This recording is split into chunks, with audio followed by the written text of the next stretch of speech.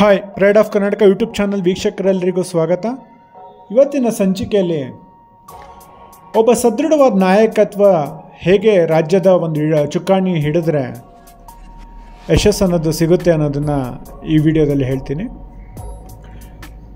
ಸದೃಢವಾದ ನಾಯಕ, ಆಡಳಿತದಲ್ಲಿ ಬಿಗಿ ಹಿಡಿತ, ಭಾವೈಕ್ಯತೆಯ ರಾಯಭಾರಿ ಇವೆಲ್ಲ ಒಬ್ಬರಲ್ಲೇ ಮೇಳೈಸೋದು ತುಂಬ ಅಪರೂಪ.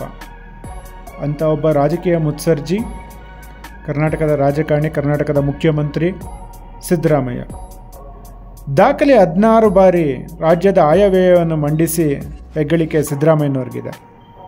ಬಹುಶಃ ಕರ್ನಾಟಕದಲ್ಲಿ ಅವರೊಬ್ಬರೇ 16 ಸರಿ ಆಯವ್ಯಯವನ್ನು ಮಂಡಿಸಿದಂಥ ಒಬ್ಬ ವಿತ್ತ ಸಚಿವ ಅಂತ ಹೇಳ್ಬೋದು. ಕರ್ನಾಟಕ ಸರ್ಕಾರ ಮಾಡ್ತಿರೋ ಸಾಧನೆ ಯಾವುದು ಮಾಧ್ಯಮಗಳು ಜನರ ಮುಂದೆ ಇಡ್ತಾ ಇಲ್ಲ. ಜನರ ಸಮಸ್ಯೆನ ಸರ್ಕಾರ ಮುಂದೆ ಇಡ್ತಾ ಇಲ್ಲ.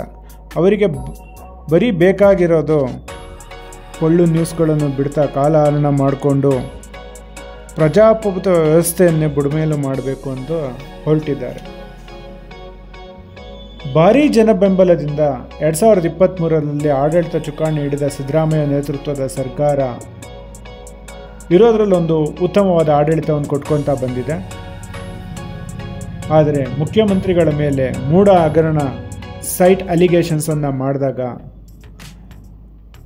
ಬೇರೆ ಇನ್ಯಾರೇ ಮುಖ್ಯಮಂತ್ರಿಗಳಾಗಿದ್ದರೆ ರಾಜಕೀಯದಲ್ಲಿ ಇಷ್ಟೊತ್ತಿಗೆ ಸೈಡ್ ಲೈನ್ ಆಗೋಗಿರೋರು. ಆದರೆ ದೃಢವಾಗಿ ನಿಂತು ಆ ಎಲ್ಲ ಕೇಸ್ಗಳನ್ನು ಎದುರಿಸಿದಂಥ ಏಕೈಕ ಮುಖ್ಯಮಂತ್ರಿ ಸಿದ್ದರಾಮಯ್ಯ. ಅದರಿಂದ ಸುಪ್ರೀಂ ಕೋರ್ಟ್ ಕೂಡ ಇಡಿಗೆ ಡೈರೆಕ್ಷನ್ ಕೊಡೋಂಗೆ ಆಯಿತು ಆ ಒಂದು ಪ್ರಕರಣದಲ್ಲಿ. ಇನ್ನು ಬಾನು ಮುಷ್ತಾಕ್ ಅವರು ಬೇರೆ ಧರ್ಮದವರು ದಸರಾ ಉದ್ಘಾಟನೆ ಮಾಡಿದ್ರೆ ಏನೋ ಆಗ್ಬಿಡುತ್ತೆ ಅಂತ ಬೊಬ್ಬೆ ಹೊಡೆದು ಸಂವಿಧಾನದ ಬಗ್ಗೆ ಗೊತ್ತಿಲ್ಲದೆ ಒಬ್ಬ ಮಾಜಿ ಸಂಸದ ಸುಪ್ರೀಂ ಕೋರ್ಟ್ವರೆಗೂ ಹೋಗಿ ಛೀಮಾರಿ ಹಾಕಿಸ್ಕೊಂಡು ಬಂದಾಗ ಸಿದ್ದರಾಮಯ್ಯನವರು ಸದೃಢವಾದ ನಾಯಕತ್ವ ಮಾಡಿದ ಅಚಲವಾದ ನಿರ್ಧಾರ ಸರಿ ಎಂಬ ಭಾವ ರಾಜ್ಯದ ಜನಕ್ಕೆ ಮನವರಿಕೆ ಆಯಿತು. ಅಲ್ಲ ರೀ, ಒತ್ತುಟ್ಟಂಗಿಲ್ಲ, ಒತ್ತು ಮುಳುಗಂಗಿಲ್ಲ, ಮಧ್ಯಾಹ್ನ ಮೊದಲೇ ಆಗಂಗಿಲ್ಲ.